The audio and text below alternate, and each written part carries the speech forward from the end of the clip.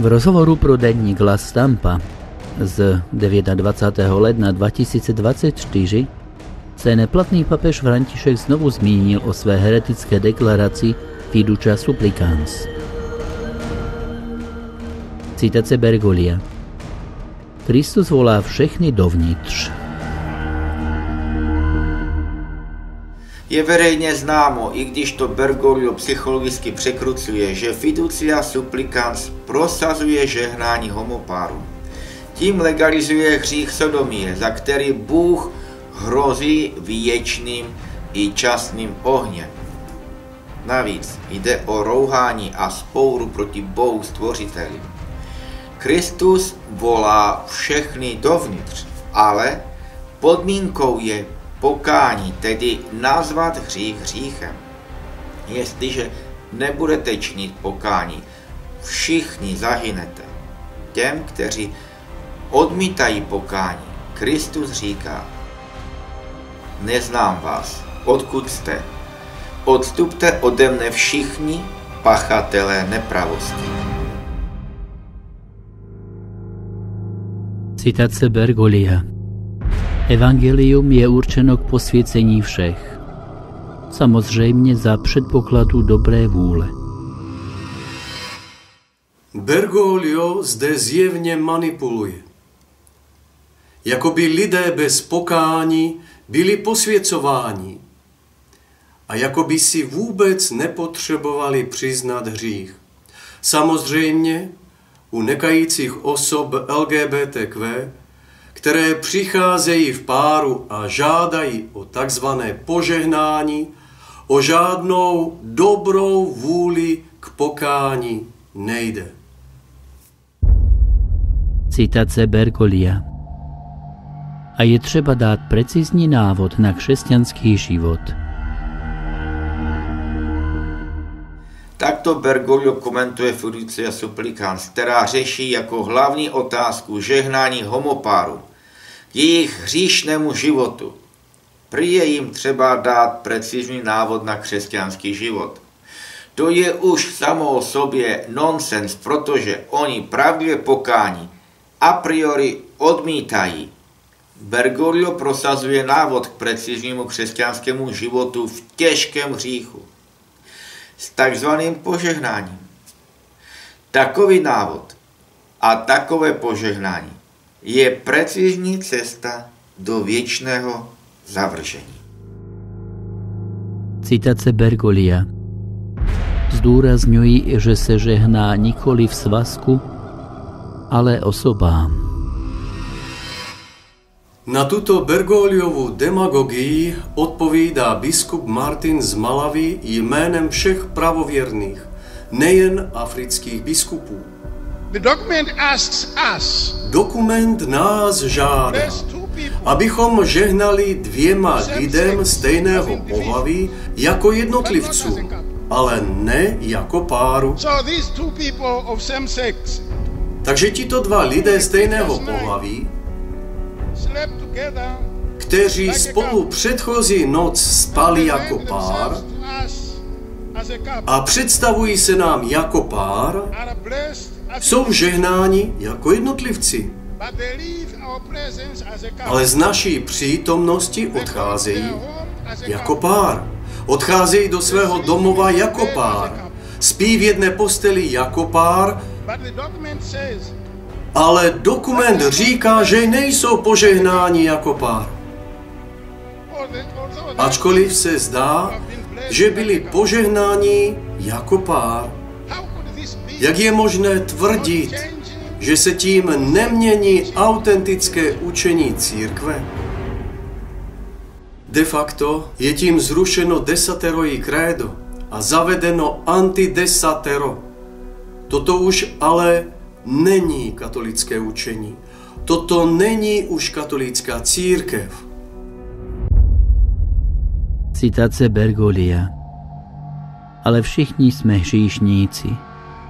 Proč tedy sestavovat seznam hříšníků, kteří mohou vstoupit do církve, a seznam hříšníků, kteří v církvi být nemohou? To není evangelium. Toto je vrchol demagogie a manipulace Bergoglio. Bergoglio sestavil zvláštní seznam privilegovaných osob v církvi pod názvem LGBTQ. Dokonce je ochoten je zbožťovat rybáním nohou místo toho, aby je vyzýval k pokání a vedl ke spáse duše. Všichni lidé jsou hříšníci. Kvůli nim Ježíš přišel a zemřel na kříži. Ale spaseni budou jenom ti hříšníci, kteří se obrátí a činí pokání. Bergoglio jim v tom ale brání svým pseudopožehnáním k hříšnému životu. Citace Bergoglia. Ti, kdo vehementně protestují, patří k malým ideologickým skupinám. Proti Bergogliovi je fiducia supplicans musí vehementně protestovat a také ji odmítnout každý biskup, každý kněz i každý věřící. Kdo tuto deklaraci přijímá pod falešnou poslušností, dopouští se neposlušnosti vůči Bohu a vylučuje se z církve. Pokud nebude konat pokání, bude věčně zavržen. Toto je učení evangelia. Toto je katolické učení.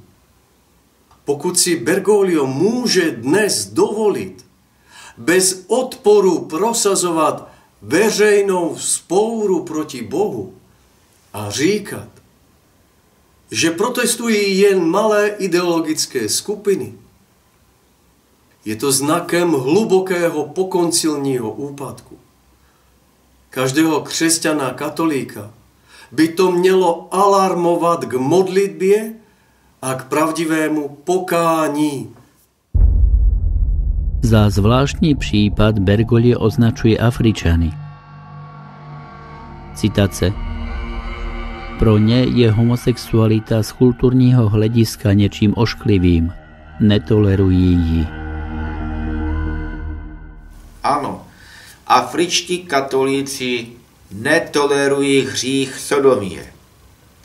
Nejde ale jen o jakési kulturní hledisko, jak opět manipuluje Bergoglio.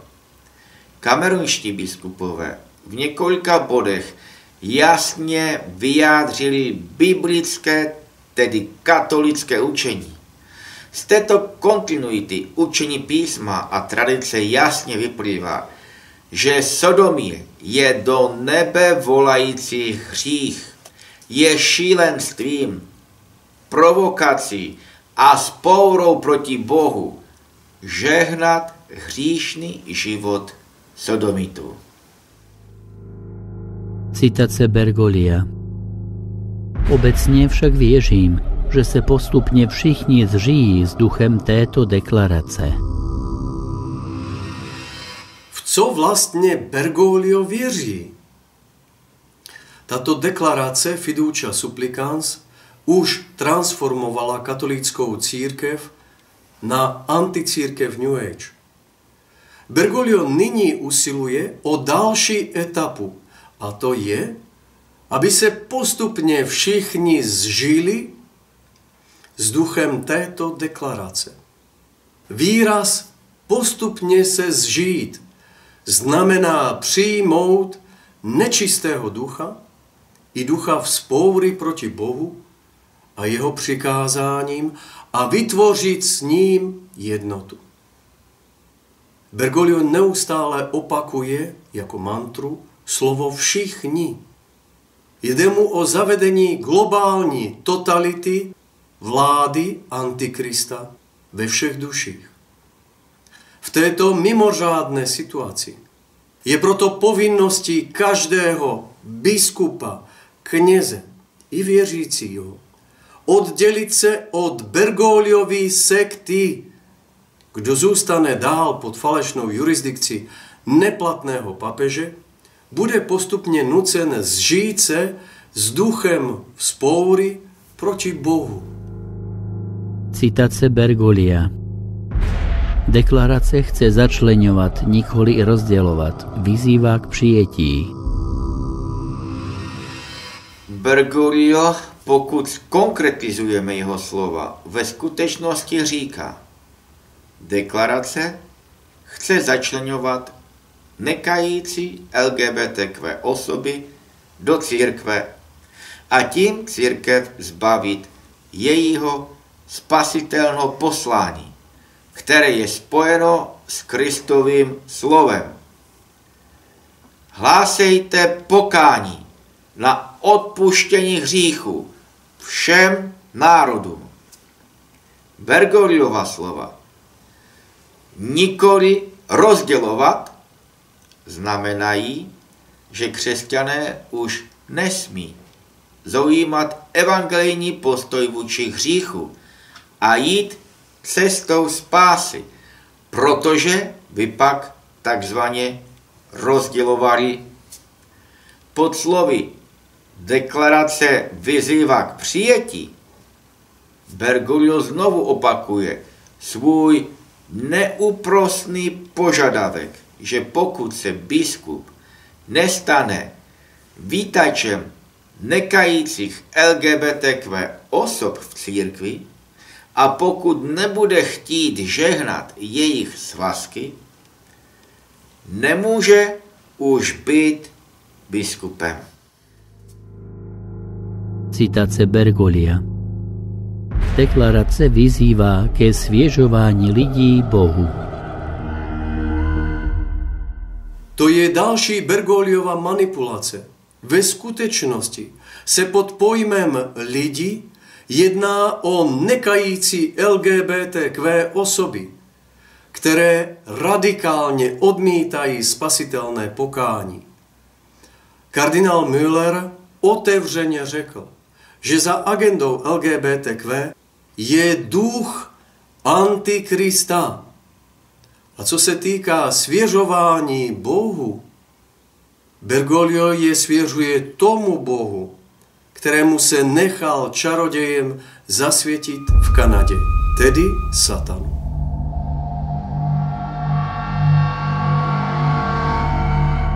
Citace Bergoglia. Stále jdu dál, den za dnem. Ale kam? Jeho motu proprio a teologiam promovendam, v němž zavádí změnu paradigmat, jeho rouhačská deklarace Fiducia Supplicans je cestou od Krista směrem do věčného zavržení. Bergoglio po ní jde, jak říká, stále dál den za dnem. Citace Bergoglia. V církvi vždy existovaly malé skupiny, které projevovaly schizmatické úvahy. V dnešní době je schizma nereálné, protože církev nemá papeže. Bergoglio jako zjevný heretik, jak učí církevní otcové, učitelé církve a svatí, se vyloučil z církve a proto nemůže být její hlavou. On pouze jako zločinec okupuje papežský úřad a není jen ve schizmatu od Krista, ale přímo v apostazi a pod mnohonásobnou boží anatemou, tedy pod božím prokletím. Bergoglio skrze Fiducia Supplicans transformoval katolickou církev na anticírkev New Age. Tím de facto zrušil základy církve, tedy kredo, dekalog i Kristova přikázání. Nyní nastoluje program, aby se všichni do posledního katolíka postupně zžili s duchem deklarace Fiducia Supplicans, tedy aby se zakořenili v duchu Antikrista. V čem je záchrana katolické církve? Každý biskup, každý kněz, každý katolík se musí oddělit od Bergogliovy sekty. Kdo zůstane pod jeho jurisdikcí, musí Bergoglia poslouchat. I za cenu zrady Krista. Tím ale na sebe automaticky stahuje anatému dle Galatianům 1:8-9, tedy vyloučení z katolické církve i z tajemného těla Kristova.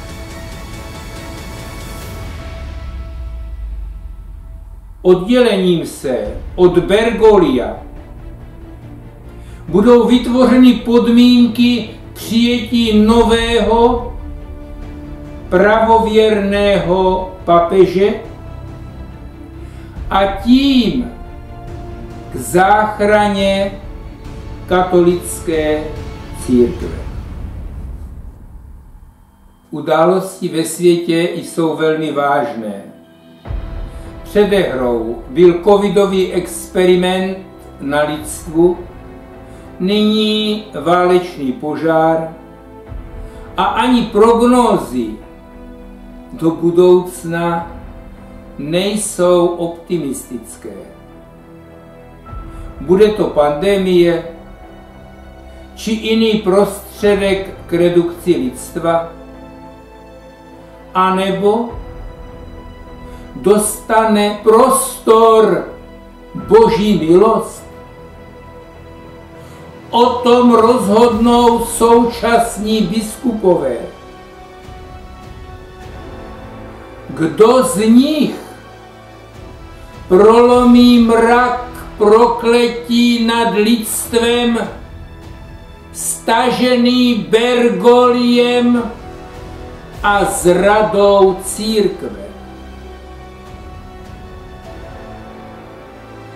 Bůh čeká na odvážné biskupy, kteří se oddělí se svými diecézemi od prokletí a dají tak prostor Božímu duchu k obrodě církve a záchraně národů.